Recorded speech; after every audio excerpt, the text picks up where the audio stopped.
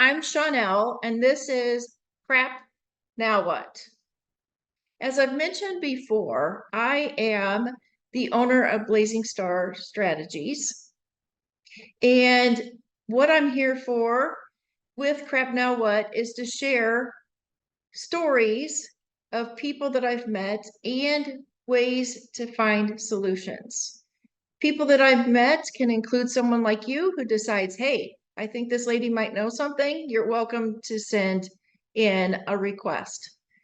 I'm going to tell you a little bit about where the name Blazing Star came from. As many people in the business world find themselves, how do I name my company? How do I find that inspiration? My inspiration comes from two different places. The idea, if you go and you Google, what is a blazing star? A blazing star technically is a name of a flower. The flower is also known as a liatris.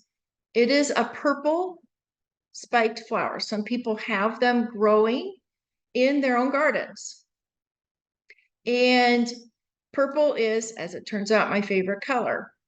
The blazing star idea is also a blend of things that are special from my two grandmothers who have since passed away. I'm actually my name Shaunelle actually comes from partially my grandmother Nell, was born on her birthday. So when I named Blazing Star, that was the root of where it came from.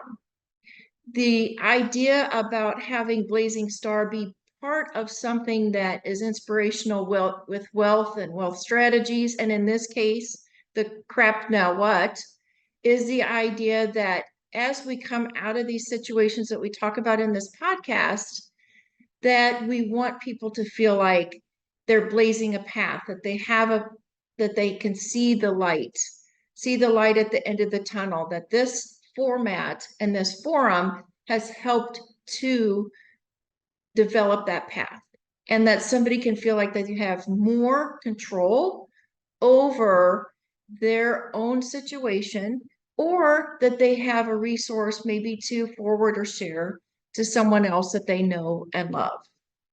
So that is the spirit of Blazing Star. That's how it ties into crap, now what?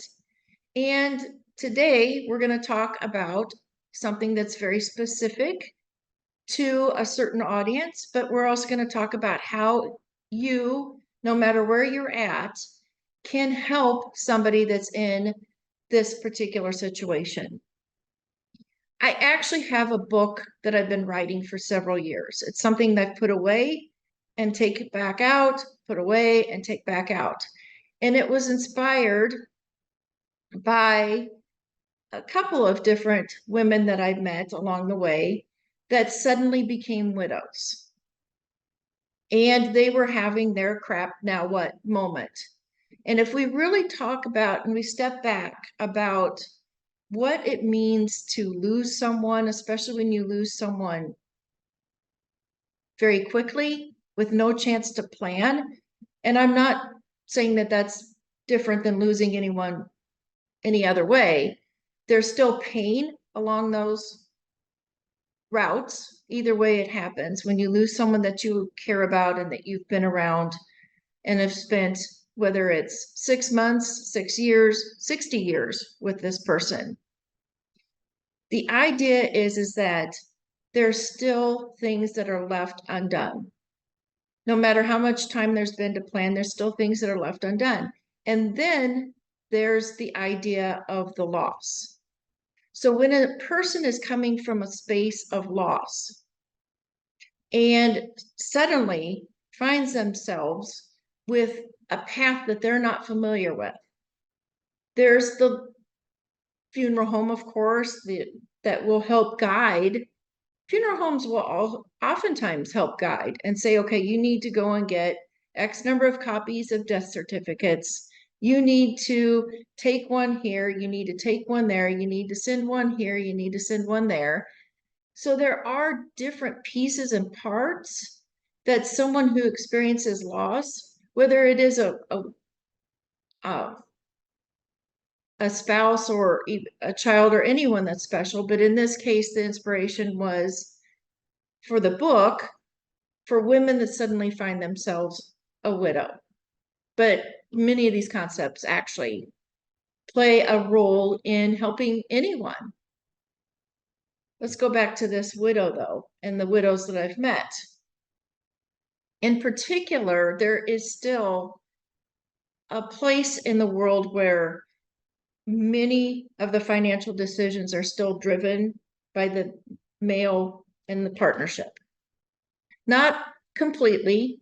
I'm not trying to offend anyone. I know that there's other households that are the other way around. However, there's still a little bit of that tradition, that default too. And I'm speaking to all audiences. Everybody should be empowered to know where the finances are at and know what decisions need to be made if something happens. In fact, my children are probably sick and tired of hearing from me when I say, if something happens to me, here's where to find the things that you're going to need. And then I know that if something, and my grandpup is visiting. She's deciding she needs to protect me. Anyway, back to here's where the things are that you need. The fact is that somebody is still going to feel like, oh dear, now what do I need to do? So the inspiration of the book came from like I said, a conglomeration of a couple of widows that I'd met. In one particular situation, the widow had actually recently lost her mother and had recently inherited from the mother, and the husband had actually helped her a lot with the finances. And so the sorting out of this particular situation, on top of the fact of sudden grief of losing her husband of many years and having two daughters who were grieving the loss of their dad. This is what happens to people when they're parents and a spouse and still feeling like, where am I in this picture? Because so many people are still drawing and sucking energy out at a time where a person needs to personally grieve, excuse me. And then there's still the money side of it. And that never goes away. That electric bill doesn't get put aside until that grieving process happens. So suddenly there's new financial decisions, new burdens, new emotional, new stress. And that's where the inspiration for the book came from. I just haven't figured out how I want to end it so that it's even more interesting, because now it's very technical and it's not coming from a place of technical, it's coming from a place of caring. And what can we do to try to help people? In this particular case, when we start talking about the finances, of course, there's a sorting out of the funeral and everything else. The bills that I just mentioned that don't ever go away, they don't. Nobody gets to hit pause on everything. Even not opening them up doesn't make them go away. That would be if they're still coming in the mail, or not opening up the email that's coming to you that reminds you to pay your bill. The idea that now there's other decisions that need to be made. Maybe there is life insurance. Finding out who the carrier is for the life insurance, sending it in the death certificate to be able to collect the life insurance, going through those different types of steps. If there is no life insurance, that's a whole different episode. If there's no life insurance, and what do we do when we say, crap, now how am I going to pay the bills because now there's this loss of income? A whole different subject. Okay. Then there's the sorting out if the spouse happened to be employed, then what other things need to be taken care of?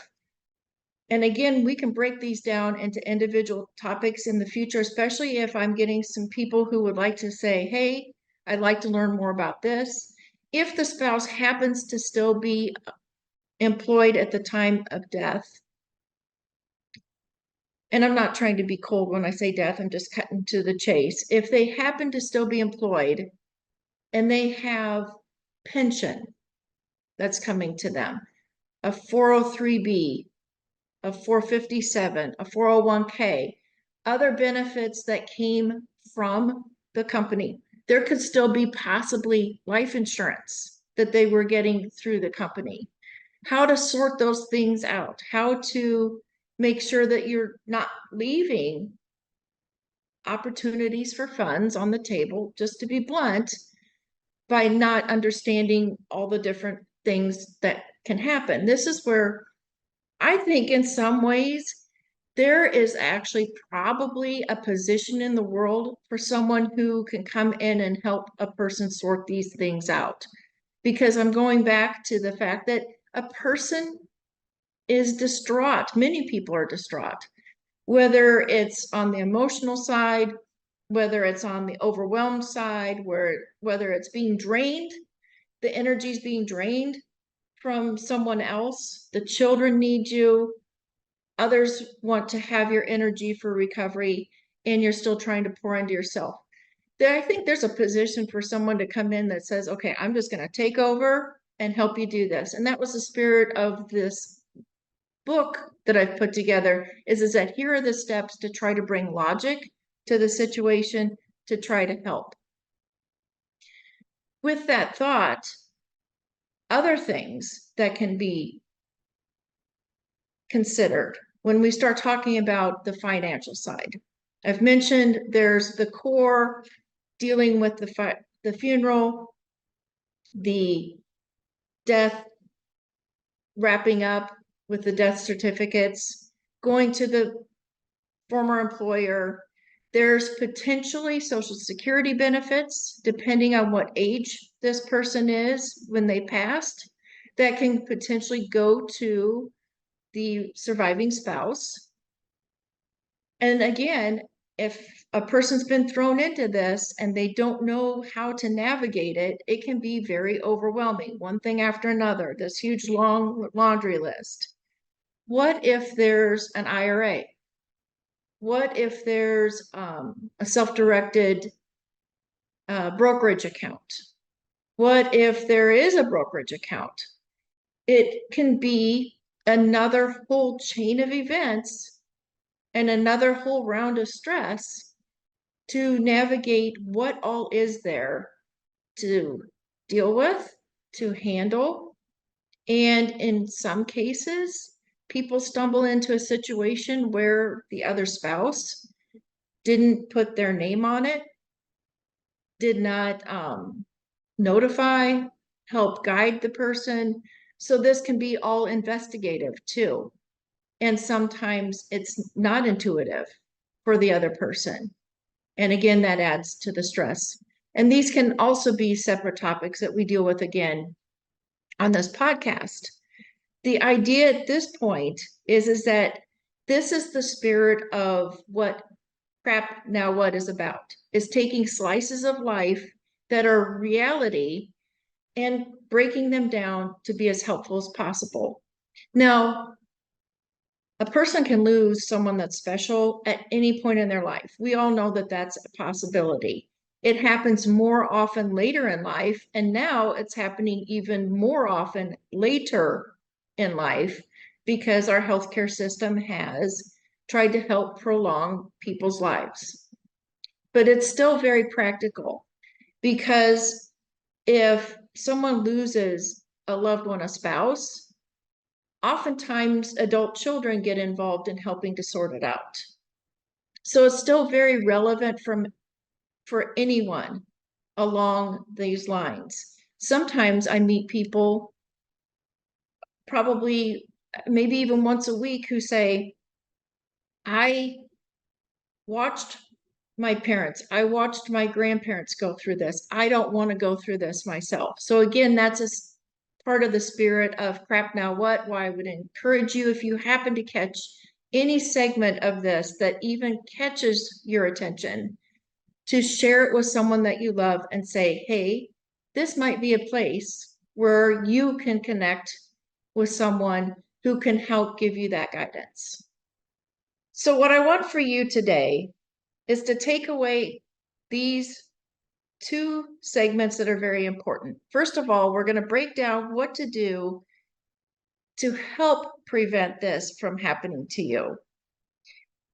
If you have a great relationship with your partner and you truly care about each other, this is how you can set each other up. There's a lot of different ways, but I'm going to kind of break this down at least to make this into tasks that are doable, that will show how to help pass on the baton either direction. Keep up on your stuff.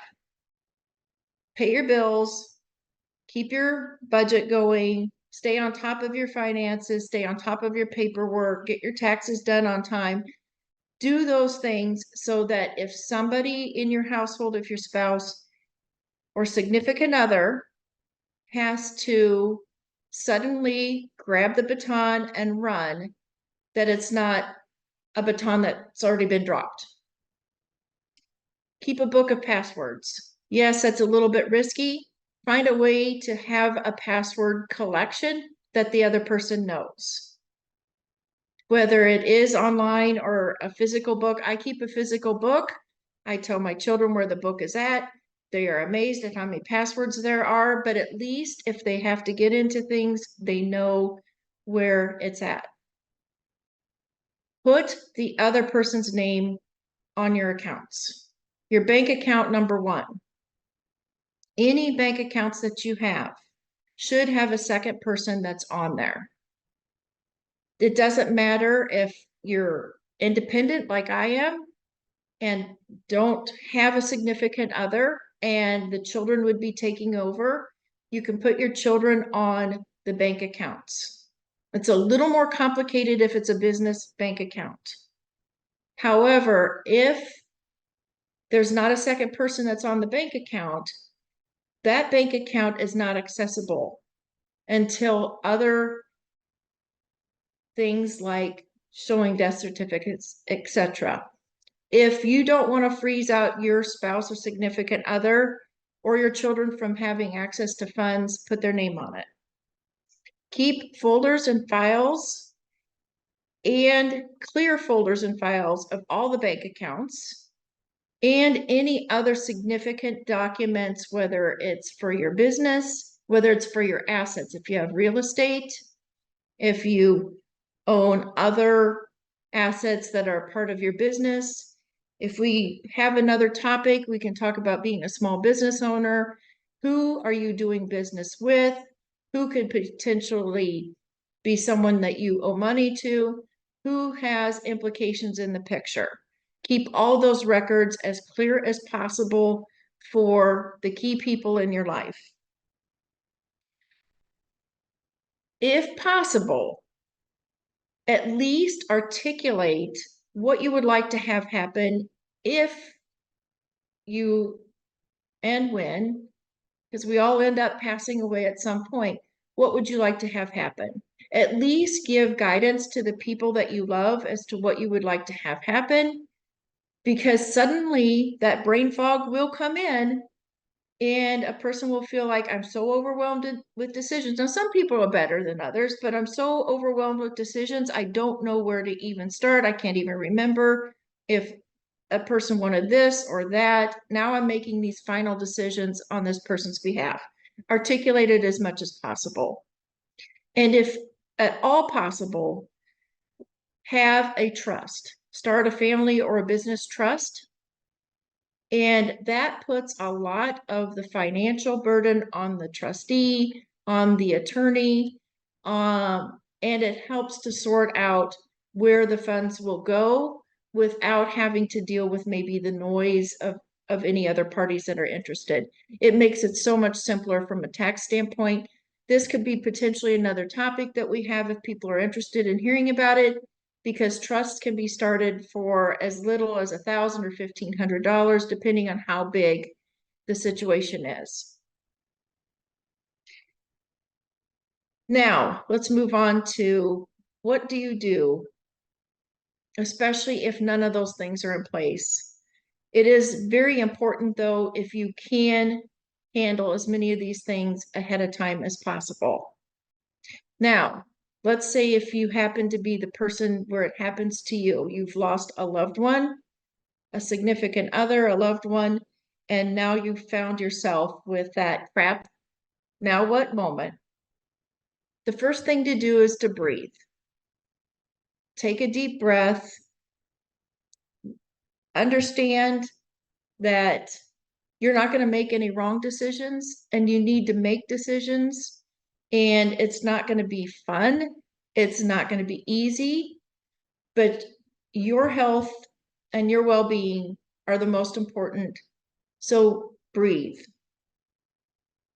The next one is find a trusted friend.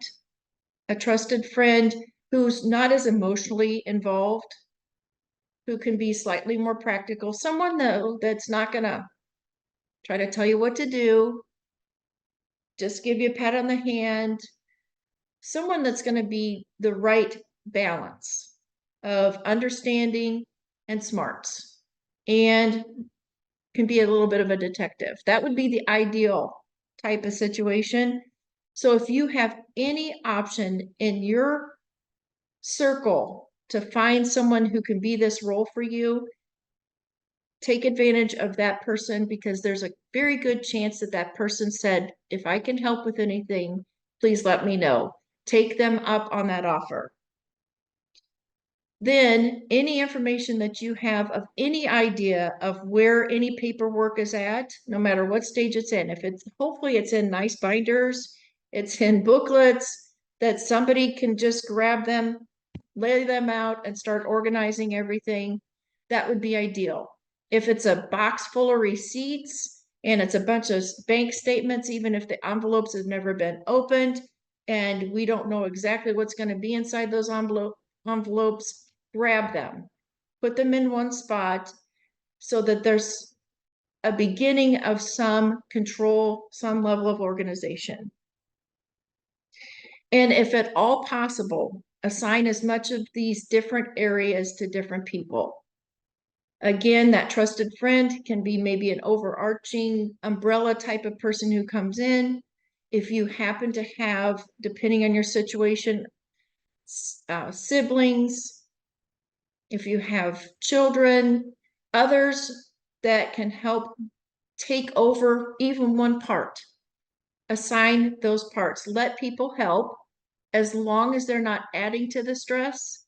Then let the people who care about you be a part of it as well. That said, this is now the end of this episode of Crap, Now What? And I want to invite people to follow our social media, subscribe to this YouTube channel and other formats where this video is being shown, and look up Blazing Star, look up other tips. But most importantly, if this tugged on you or if you feel motivated at all, share this with others, follow, send in some suggestions. I threw out about a half a dozen different topics that we could take this particular segment on to other directions, get into the weeds a little bit more on specific areas. If not, if I don't hear from you, I'm going to move on to some other things and keep Crap Now What as interesting and as relevant to all audiences as possible. Thank you again.